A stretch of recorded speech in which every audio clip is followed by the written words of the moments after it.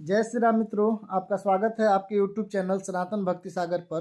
पिछले भाग अर्थात भाग 49 में हम लोग देखे थे कि किस तरह से राम और रावण के बीच युद्ध चल रहा है, जिसमें दोनों पक्ष बहुत ही मजबूती से लड़ रहे हैं। रावण के पास अब सेना नहीं है, रावण अकेला ही युद्ध कर रहा है, जिसमें बहुत सारे वानर को वो घायल कर रहा है। उसके बाद देखिए क्या होता है। रुधिर देखी विषाद उर भरी, तीनहि धरन कहु भुजा पसारी। गहे न जाहि करनहि पर फिरही, जनु जुग मधुप कमल बच चरही। खून देखकर उसे हृदय में बड़ा दुख हुआ। उसने अपने कपड़े के लिए हाथ फैलाए, पर वे पकड़ में नहीं आते। हाथ ऊपर ही ऊपर फेरते, मानो दो भौरे कमल वन में विचरण कर रहे हैं। अर्थात खून की नदियां बह रही हैं। दोनों तरफ की योद्धा आपस में एक दूसरे को रक्त बहा रहे हैं। कोपी कुदी दो धरे सी बहोरी, मही पटकत भजे भूजा मरोरी। पुनि सकोप 10 धनु कर लीन है, सरिन्ह मारी घायल कपिकीन है। अर्थात तब उसे क्रोध यानी रावण को क्रोध आता है और उछल के दोनों को पकड़ लिया। पृथ्वी पर पटकते समय वे उसकी भुजाओं को मरोड़कर भाग छूटे। उसने क्रोध करके हाथ में 10 धनुष लिए और वानरों को बाण से घायल कर दिया। अर्थात जो दो नल और नील थे, वो रावण को जब उनको उछलकर मारने लगते हैं तो दोनों को पकड़कर पृथ्वी पर पटकने लगता है और भुजाओं को मरोड़ देता है और छूटकर वो भाग जाते हैं। लेकिन और रावण फिर क्रोधित होकर धनुष चलाना शुरू कर देता है। हनुमदादि मूर्छित करि बंदर, पाई प्रदोष हरस 10 कंधर। मूर्छित देखी सकल कपि बीरा, जामवंत धायउ रणधीरा। हनुमान जी आदि सब वानरों को मूर्छित करके संध्या का समय पाकर रावण हर्षित हुआ। समस्त वानर वीरों को मूर्छित देखकर रणधीर जामवंत दौड़ते हैं। अर्थात रावण सबको मूर्छित कर देता है और खुश हो जाता है, लेकिन जामवंत आते हैं उसके बाद। संग भालू भूधर तरुधारी, मारन लगे पचारी पचारी। भयउ क्रुद्ध रावण बलवाना, गही पद मही पटकई भटनाना। जामवंत के साथ जो भालू थे वे पर्वत और वृक्ष धारण करके रावण को ललकारते हुए मारने लगते हैं। बलवान रावण क्रोधित हुआ और पकड़ पकड़ के अनेक योद्धाओं को पृथ्वी पर पटकने लगा। उसके बाद देखिए क्या होता है मित्रों। देखी भालुपति निज दल घाता, कोपी माझ उर मारे सिलाता। जामवंत अपने दल का विध्वंस देखकर क्रोध करके रावण के छाती में लात मारता है। उसके बाद देखिए क्या होता है मित्रों। छंद है। उरलात घात प्रचंड लागत, बिकल रथ ते महिपारा। गही भालू बिसहूं कर मनहूं, कमल नहीं बसे निस मधुकरा। मूर्छित बिलोक बिहोरी पद, हति भालुपति प्रभु पही। गयो निजानि में सयंदन घालिते ही, तब सुत जतनु करत भयो। छाती का लात का प्रचंड आघात लगते ही रावण व्याकुल होकर रथ से पृथ्वी पर गिर पड़ता है। उसने 20 हाथों से भालुओं को पकड़ रखा था। ऐसा जान पड़ता था मानो रात्रि के समय भौरे कमलों में बसे हुए हैं। उसे मूर्छित देखकर फिर लात मारकर ऋक्षराज जामवंत प्रभु के पास चले गए। रात्रि जानकर सारथी रावण को रथ में डालकर उसे होश में लाने का उपाय करने लगता है। उसके बाद का दोहा है, मूर्छा विगत भालू कपि सब आए प्रभु पास, निशिचर सकल रावण ही घेरी रहे अति त्रास। मूर्छा दूर होते ही सब ऋक्ष वानर प्रभु के पास आए। उधर सब राक्षसों ने बहुत ही भयभीत होकर रावण को घेर लिया। उसके बाद मासा परायण 26वां विश्राम है मित्रों। तेहि निसी सीता पही जाई, त्रिजटा कही सब कथा सुनाई। सिर भुज बाढ़ी सुनत रिपु केरी, सीता उर भई त्रास घनेरी।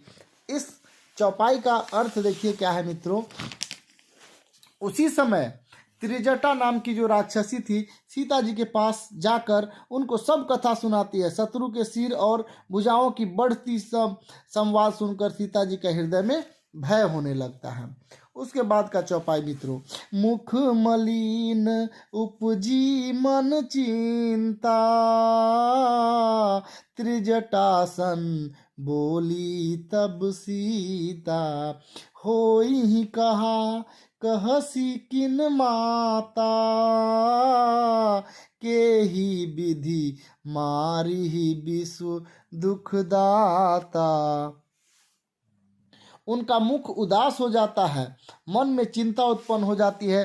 तब सीता जी को त्रिजटा बोलती है, माता आप बताती क्यों नहीं, क्या हो गया, संपूर्ण विश्व को दुख देने वाले यह किस प्रकार मरेगा। वो पूछते हैं कि आखिर कैसे रावण मरेगा। माता त्रिजटा से सीता माता, रघुपति सर सिर काटे हूँ न मरई, विधि विपरीत चरित सब करई, मोर अभाग्य जियावत ओही, जेहि हौ हरि पद कमल बिछोही। श्री रघुनाथ जी बाणों से सिर काटकर भी नहीं मारता, यानी जब रघुनाथ जी उनका सिर काटते हैं रावण का तब भी वो नहीं मरता। विधाता सारे चरित्र विपरीत यानी उल्टे ही कर रहा है। सच बात तो यह है कि मेरा दुर्भाग्य ही उससे जिला रहा है जिसने मुझे भगवान के चरण कमलों से अलग कर दिया है। जेहि कृत कपट कनक मृग झूठा, अजहु सुदैव मोही पर रूठा, जेहि विधि मोही दुख दुसह सहाय, लक्ष्मण कहूँ कटु बचन कहाए।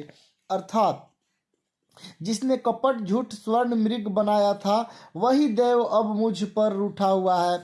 जिस विधाता ने मुझसे दुसह दुख सहन कराए और लक्ष्मण को कड़े वचन कहलवाए।